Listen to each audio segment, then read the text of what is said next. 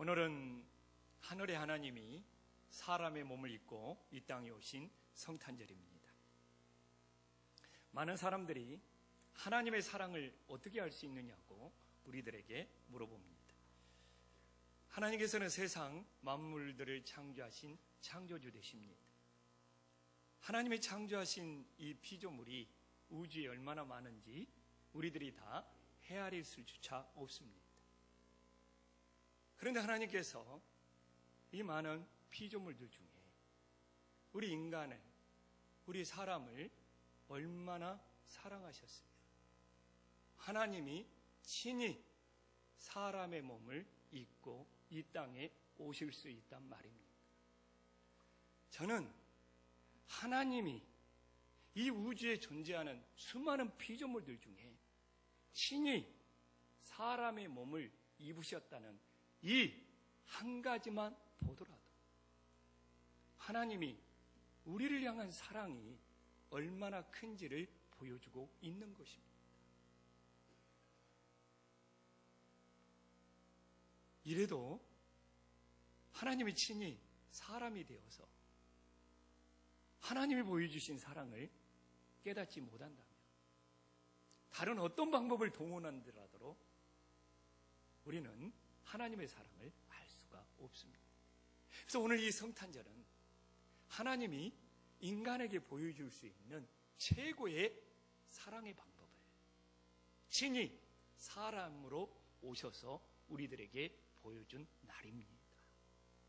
그래서 마태는 예수님께서 우리들에게 사랑을 보여주시기 위해서 사람의 몸을 입고 오셨다는 것을 강조하기 위해서 오늘 21절, 23절, 25절에 아들을 낳는다는 것을 3번씩이나 강조를 하고 있습니다. 아들을 낳으리니, 아들을 낳으리니. 왜 그렇습니까? 예수님이 진짜로 사람의 몸을 입고 오셨다는 그 하나님의 사랑을 강조하기 위함이었습니다. 저는 오늘 여기에 나온 3번의 아들을 낳으리라는 이 의미를 예수님이 이 땅에 몸을 입고 오신 것과 연결하여서 사람의 몸을 입으신 예수님이 구체적으로 우리들에게 어떤 사랑을 보여준지 깨닫고 우리들의 삶에 적용할 수 있는 소중한 시간이 될 수 있기를 간절히 소망합니다. 그러면 예수님이 이 땅에 사람의 몸을 입고 오신 첫 번째 이유는 무엇입니까? 제가 이야기했잖아요. 23절에 이 아들을 낳는다는 걸 통하여 보라, 처녀가 잉태하여 아들을 낳을 것이요. 이 아들을 낳는다는 것을 23절에 무엇과 연결이 되고 있습니까? 바로 임마누엘과 연결시키면서 하나님이 우리와 함께 하심을 강조하고 있습니다. 그러므로 이 땅에 오신 하나님의 아들의 이름은 무엇입니까? 바로 우리와 함께 하신다는 임마누엘이 되고 있음을 보여주고 있습니다. 우리는 이 땅에 오시는 예수님을 영접하면 모두 우리와 함께 계시는 임마누엘이 되고 있는 것입니다. 저는 최근까지 본당에 올라와서 어떤 예배 시간마다 기도할 때마다 첫 번째 기도를 어떻게 했는지 압니까? 하나님 저와 함께 해주세요. 이것이 항상 제가 드리는 첫 번째 기도였습니다. 하나님 저와 함께 해주세요. 오늘 여기 모인 우리 성도님들은 그 기도가 뭐가 잘못되었느냐라고 의아해할 수도 있습니다. 그러나 저는 최근에 이 기도가 너무 잘못되었다는 것을 알게 되었습니다. 왜냐고요? 임마누엘 하나님은 이미 나와 계속 함께 계시고 있는데 내가 예수님을 믿고 만난 이후로 하나님은 한 번도 나를 떠난 적도 없고 하나님은 항상 나와 함께하고 계셨는데 저는 항상 본당에 올라와서 첫 번째 기도가 하나님 저와 함께 해주세요가 저의 기도였던 것입니다. 저는 이번 성탄절을 보내면서 내 기도가 잘못되었구나. 하나님 이미 나와 함께 계셨고 한 번도 나를 떠난 적이 없었는데 왜 나는 자꾸 함께 계신 하나님께 왜 자꾸 또 함께 해달라고 그러고 또 여기에 임재해달라고 그러고 또 함께 해달라고 그러고 이 기도를 들었을까? 참 나와 함께 계시는 하나님 입장에서 생각해보면 참 답답하고 속 터질 일이 없겠다. 야 영식아, 나 너와 이미 함께하고 있어. 왜 나는 너와 이미 함께하고 있는데 너는 자꾸 함께 해달라고 이 기도만 드리고 있니? 참 하나님은 안타까워했을 것 같습니다. 오늘 우리가 성탄의 예배를 드리는 우리 성도님들도 언제까지 하나님 저와 함께 계셔 주세요. 하나님 여기에 임재해 주세요. 언제까지 이 기도를 드릴 생각입니까? 하나님은 어제나 오늘이나 영원토록 변함없이 우리와 함께 하시는 하나님의 됨을 믿으시기를 간절히 소망합니다. 사도 바울은 히브리서에서 분명히 말하고 있잖아요. 오늘이나 어제나 오늘이나 영원토록 언제나 변함이 없으신 하나님이신데 그 하나님이 언제 우리를 떠난 적이 있습니까? 하나님께서 우리를 언제 버린 적이 있습니까? 하나님 우리를 한 번도 떠난 적도 없고 버린 적도 없고 언제나 우리와 함께 하시는 하나님이십니다. 그런데 우리는 언제까지 이미 함께하고 계시는데 또 함께 해달라고 여기에 오셔달라고 그 기도만 하고 계실 생각입니까? 이번 성탄절을 맞이하여 우리 김포안신교회는 기도가 바뀌었으면 좋겠습니다. 이미 함께 계시는 하나님께 감사를 드리고 찬양을 드리고 영광을 드릴 수 있는 믿음의 자녀들이 되기를 간절히 소망합니다. 우리 성도님들의 마음속에 이미 하나님의 함께 계신 줄 믿습니다. 우리 다 함께 한번 가슴을 치면서 외쳤으면 좋겠어요. 하나님은 나와 함께 계십니다. 하나님은 나와 함께 계십니다. 하나님은 나와 함께 계십니다. 왜 세 번씩 하냐고 묻는다면 삼위일체 하나님이시니까 꼭 세 번 해야 돼요. 예수님이 이 땅에 몸을 입고 오신 두 번째 이유는 무엇입니까? 제가 오늘 이야기했잖아요. 아들을 낳으리니라로 풀어간다고. 21절에 보면 아들을 낳으리니 이름을 예수라 하라. 이는 그가 자기 백성을 그들의 죄에서 구원하실 자입니다.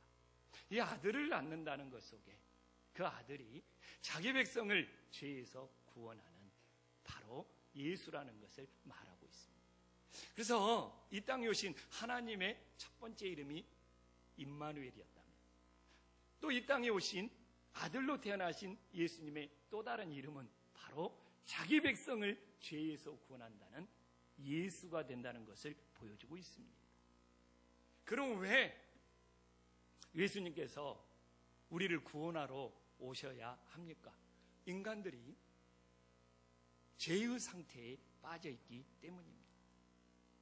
인간들이 얼마나 죄의 상태에 빠져있는지를 깨닫지 못하면 이 땅에 죄인들을 구원하러 오신 하나님의 사랑을 우리들이 느낄 수가 없는 것이죠. 내가 죄인 줄 모르는데 그 죄인을 구원하러 오신 예수님의 사랑을 우리들이 어떻게 알 수가 있겠습니까? 오늘 우리들이 드리는 이 예배도 내가 얼마나 이 예배에 마음을 다하냐, 내가 이 예배에 얼마나 신령과 진정으로 예배를 드리느냐는 내가 얼마나 죄인이냐를 느끼느냐에 달려있는 문제와 다를 바가 없는 것입니다. 그럼 인간은 어떻게 죄의 상태가 되었습니까? 인간이 죄가 된 이유에 대해서 성경은 창세기 3장에 보면 나와 있지만 선악과를 아담과 하와가 따먹음으로 인간은 죄의 상태에 머물렀습니다. 그 옛날적 그 구태에 의연한 이야기를 또 하십니까? 그러나 죄를 설명할 때 선악과를 떠날 수가 없습니다. 왜 선악과를 따먹는 것이 죄입니까? 창세기 2장 16절에 보면 하나님께서는 아담과 하와에게 모든 과일을 먹을 수 있는 은혜를 허락해 주셨습니다. 그러나 바로 17절에 나오죠. 단 하나, 선악과만, 선악을 아는 열매만 먹지 말라고 하였습니다. 그것도 하나님의 뜻이 있었죠. 불완전한 인간이 선악을 판단하고 선악을 심판할 수 없기에 선악을 알고 선악을 판단하는 일만큼은 창조주 되고 심판자 되신 하나님께 맡겨라는 의도였습니다. 그것이 오히려 인간이 평안 속에 살 수 있는 하나님의 은총이었습니다. 저는 지금도 이 하나님의 약속은 유효하다고 생각을 합니다.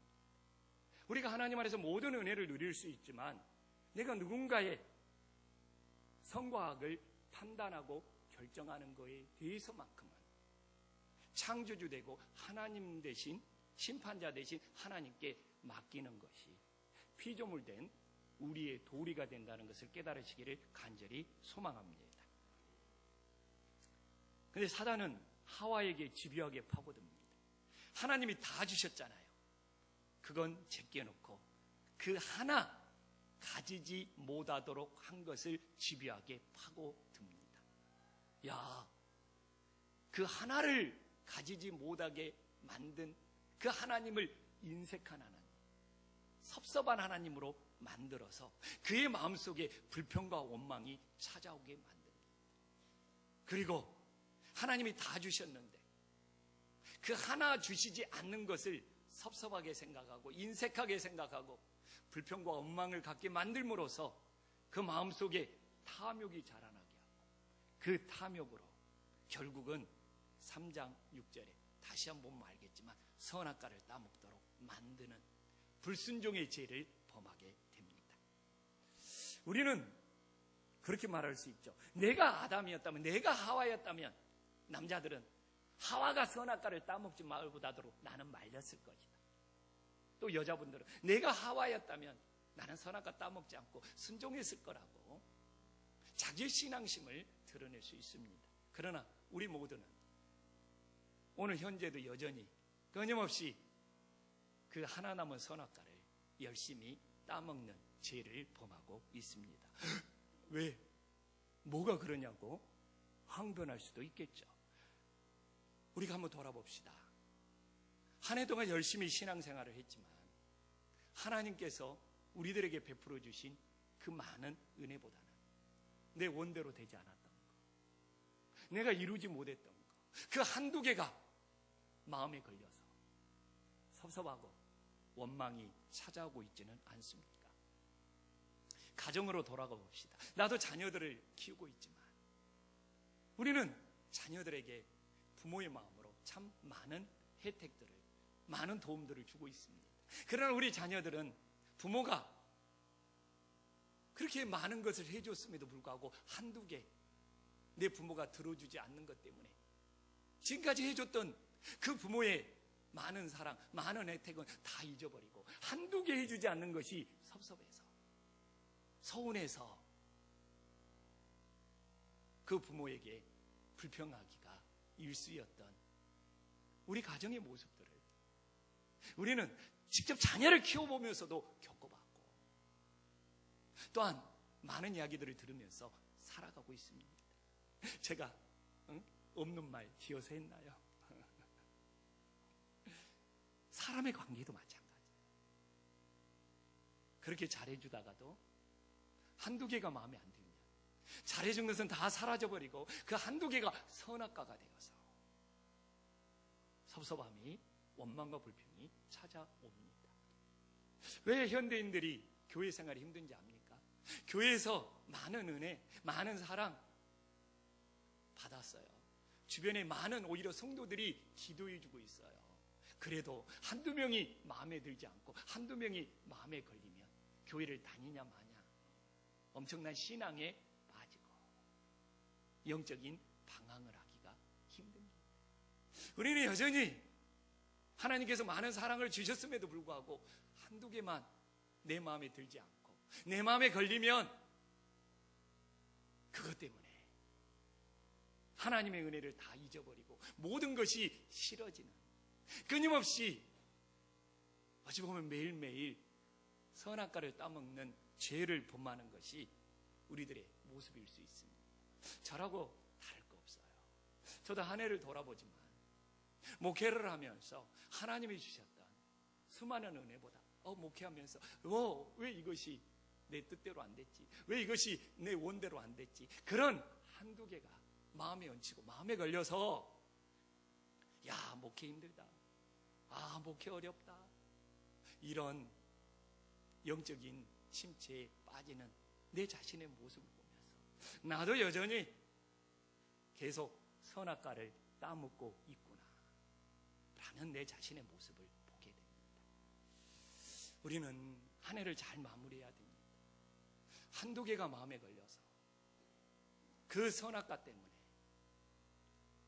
섭섭함에 밀려와서 원망과 불평으로 끝나는 한 해를 마무리하고자 합니다.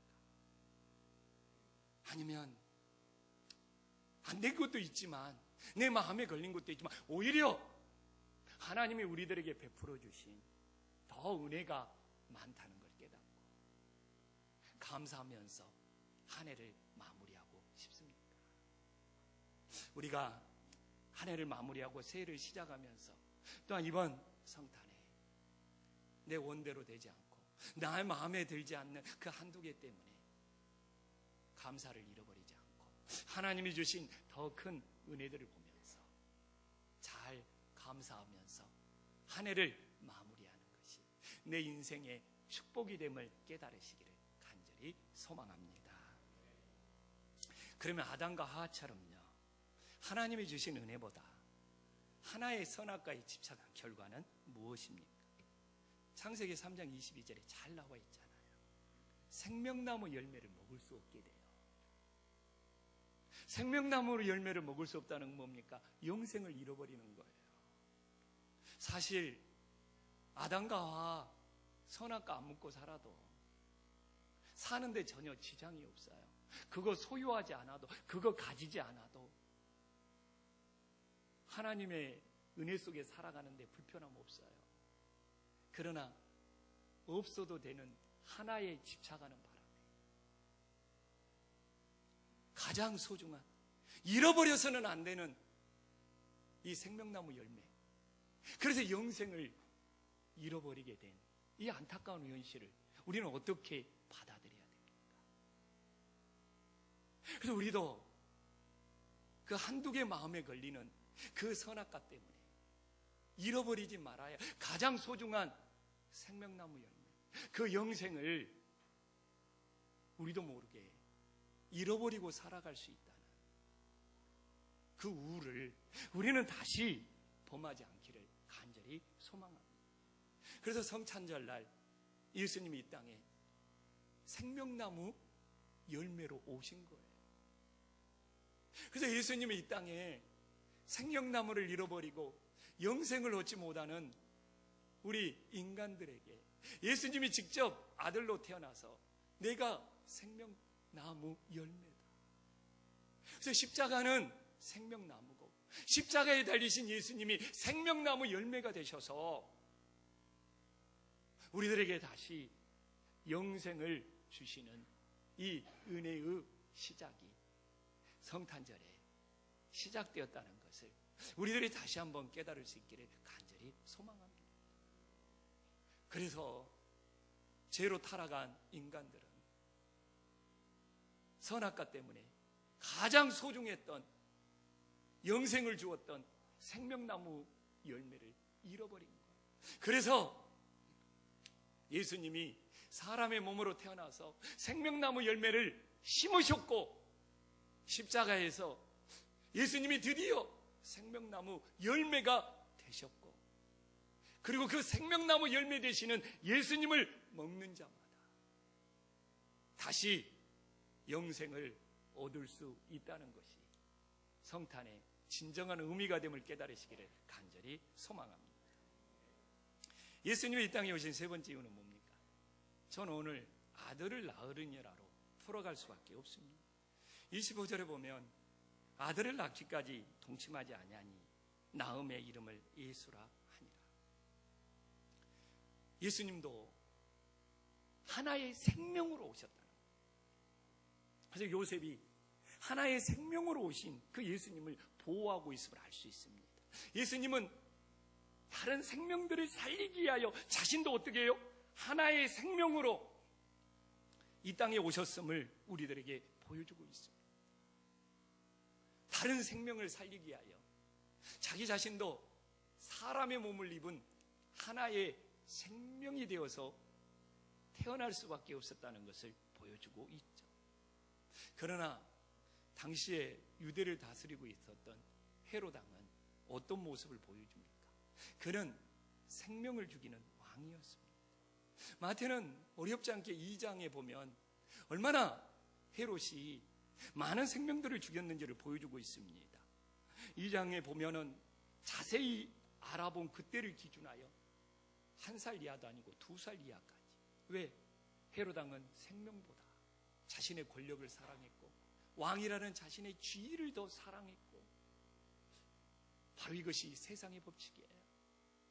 지금 이 세상은 하나님이 만드신 이 생명보다 자신의 물질, 자신의 권력, 자신의 명예, 이것 때문에 생명까지 희생시키는 잔인한 일들이 오늘 이게 성탄 예배를 드리는 이 순간에도 끊임없이 벌어지고 있는 거예요.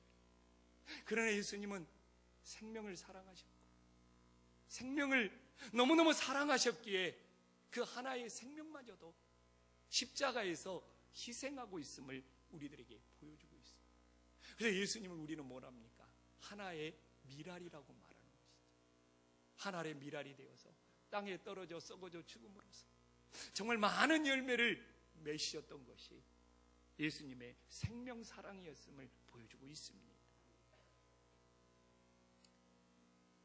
그래서 예수님의 비유를 보면 다 생명을 사랑해라는 것이 예수님의 비유예요. 그 가장 대표적인 비유가 뭐냐? 강도 만난 이웃의 비유입니다.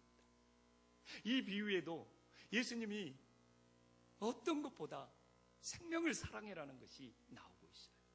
오늘 이 강도 만난 이웃은 누가복음 10장에 나오고 있잖아요. 30절에 보면 예루살렘에서 여리고로 내려가다가 강도를 만나서 다 죽어가는 이웃이 있었습니다. 참 당신의 예루살렘이 기준이었나 봐요. 예루살렘으로 가면 올라가는 것이 되는 거고 예루살렘에서 다른 지역으로 가면 내려가는 거예요. 그래서 오늘 예루살렘에서 다들 예배를 드리고 제사를 지내고 이제 자기 지역으로 내려간다고 보면 되는 것이죠. 예배를 드리러 가다가 생긴 일이 아니고 예배를 끝나고 너희들의 신앙을 실천하느냐, 너희들의 신앙을 행하고 있느냐, 이 설정이 분명히 되어져 있습니다. 그런데 오늘 누가복음 10장 31절과 32절에 보면 예배를 주관하고 예배를 인도했던 제사장도 레인도 강도 만난 이웃을 못 본 채 하고 지나쳤다는 것을 대조적으로 보여주고 있고, 그러나 누가복음 10장 33절에 보면 사마리아인은 죽어가는 강도 만난 이웃의 생명을 어떻게 여겼어요? 불쌍히 여겼음을 우리들에게 보여주고 있습니다. 근데 저는 이 이야기를 하자는 것이 아니에요. 한 신학교에서 신학생들에게 이 비유를 가르쳤어요. 그래서 제사장과 레위인들은 죽은 신앙이다, 종교인에 불과하다, 습관적인 종교인, 죽은 신앙에 불과하다. 정말 사마리아인만 예수님을 따르는 생명을 살리는 진정한 예수님의 제자라고 가르쳤어요. 그리고 너희들도 이 메시지를, 이 말씀을 강의실마다 들어가서 열심히 가르치고 전해라고 신학생들에게 과제, 숙제를 내줬습니다. 그래서 신학생들이 그 과제를 안수하기 위해서 각 강의실마다 찾아가는 거예요. 근데 강의실로 찾아가는데 가는 도중에 노숙자가 붙잡고 도와달라고 그러는 거예요. 어우, 며칠 굶었습니다. 좀 먹을 것만이라도. 그런데 하나같이 그 모든 신학생들은 그 노숙자들을 뿌리치면서 나 지금 내 과제가 급하다, 내 숙제가 급하다 하면서 그들을 다 뿌리치고 강의실로 가서 열심히 외치고 가르치는 거예요. 세례 요한처럼 목숨 걸고 우리는 제사장 레인처럼 죽은 신앙이 되지 말고 습관적인 종교인이 되지 말고 선한 사마리안처럼 강도 만난 자의 이웃 생명을 불쌍히 여기고 생명을 살리는 한참 열변을 토하고 있는데 길거리에서 강의실로 오는 눈에게 뿌리쳤던 그 노숙자가 창문을 열고 그렇게 열변을 토하고 있는 신학생을 쳐다보고 있는 거예요. 이게 실제 있었던 일이라고 합니다. 그렇게 열변을 토하고 그렇게 외치고 있지만 그 신학생도 죽은 신앙, 제사장과 레인처럼 습관적인 종교인에 불과한 거죠. 우리는 이런 모습을 뭐라고 합니까? 이중잣대라고 합니다. 이중잣대. 신학생처럼 타인에게는 올바른 것을 요구하지만 자신에게는 자신의 과제, 자신의 숙제, 자신의 이득을 따라가는 그 이중잣대의 모습을 우리들에게 보여주고 있습니다. 오늘도 우리들이 그리스도인으로 이중잣대를 가지고 살아간다면 생명을 살리는 신앙이 아니라 생명을 죽이는 신앙이 될 수밖에 없는 겁니다. 제가 최근에 책을 읽었는데 이 이중잣대를 가장 잘 보여주는 것이 뭔지 압니까? 이 트롤리의 법칙입니다. 트롤리의 법칙이 뭐냐면 우리는 AI 인공지능 시대가 되었습니다. 이제 자율주행 차량이 열릴 겁니다. 근데 언젠가는 이 자율주행 차량에 옵션을 선택해야 할 일이 온다는 거예요. 어떤 옵션이냐? 자율주행 차량가 사고가 날 때 차량 주인을 살릴 건지 보행하는 두 아이를 살릴 건지 이런 것을 옵션으로 선택할 시대가 온다는 거예요. 누구든지 다 차량 주인을 살려야 됩니까? 아니면 길거리에 있는 보행자 2명을 살려야 됩니까? 고민할 필요가 없어요. 길거리에 있는 보행자 2명을 살려야 돼요. 근데 차량 주인이 나라면, 차량 주인이 한목사라면 누구를 살릴 거예요? 근데 이 옵션을 선택해야 할 시대가 머지 않았다는 거예요. 어떻게 하시겠어요? 내 차가 아니라면 당연히 길거리에 있는 아직 꽃 피워보지 못한 보행자 2 아이를 살려야지. 어렵지 않는 선택입니다. 그러나 차량 주인이 나라면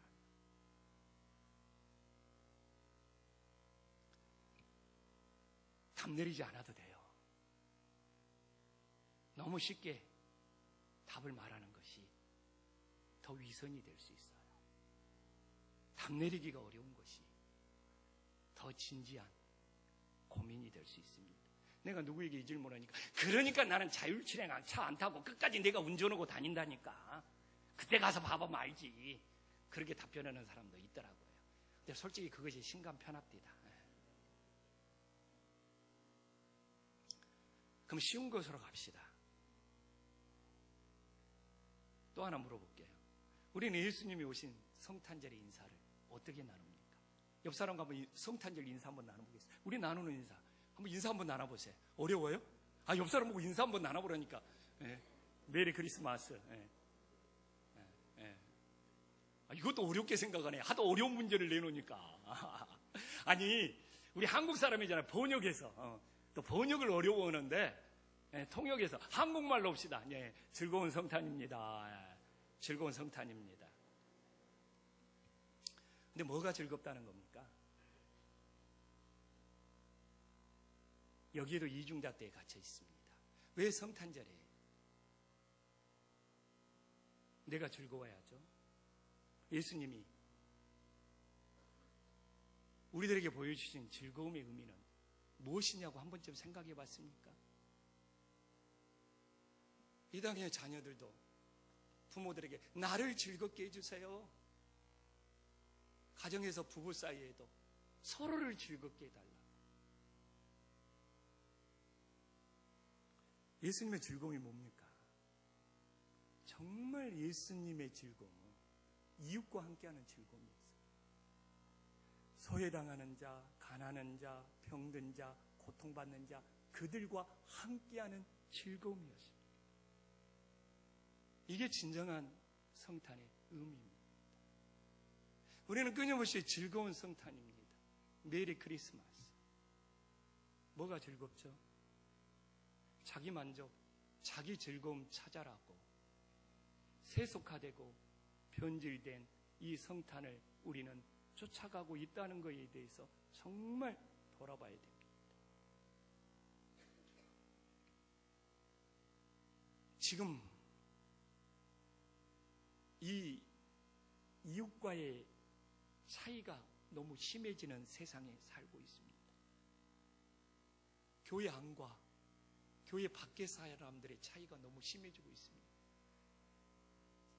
우리는 금년 성탄 위기 청소년 2호점 카페, 우리 두현호 목사님 그 2호점 돕기 운동을 하고 있지만 학교 안에 다니는 아이들과 학교 밖으로 내몰리고 버려진 그 아이들의 차이가 너무 심해지고 있습니다.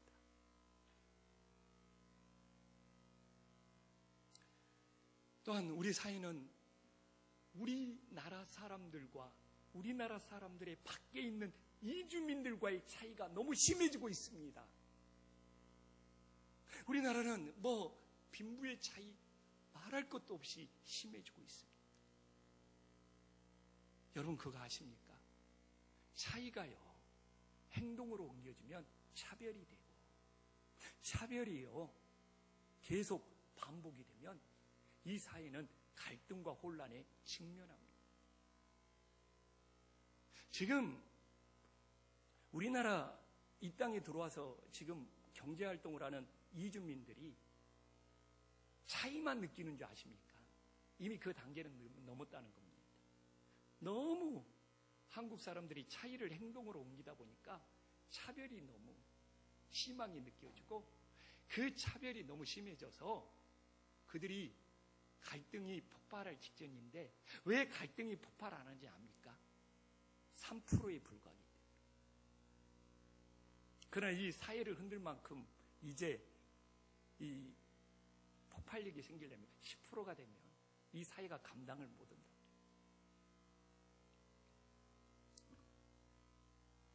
저는 성탄의 진정한 의미는 뭐냐? 이 차이 나는 사람들과 함께하는 것이 즐거운 성탄이에요. 우리는 안 믿는 사람과 다르잖아요.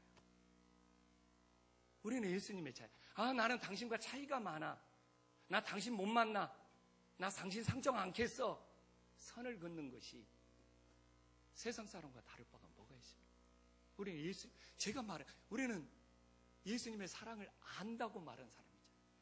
맨날 예수님의 사랑을 선포하는 사람들이죠. 맨날 예수님의 사랑을 기도하는 사람이 너무 이중자태가 심해요. 너무 안과 밖의 차이가, 내 안과 내 밖의 차이가 너무 심해요. 그 차이를 행동으로 옮기면 차별이 되고, 차별이 계속되면 갈등과 혼란이 생긴다니까요.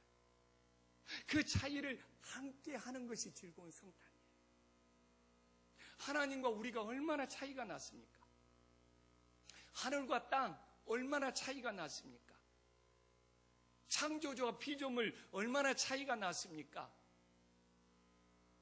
하나님은 그 차이를 내버려 두시지 않고 그 차이를 극복하고자 사람이 되셔서 함께 하셨습니다.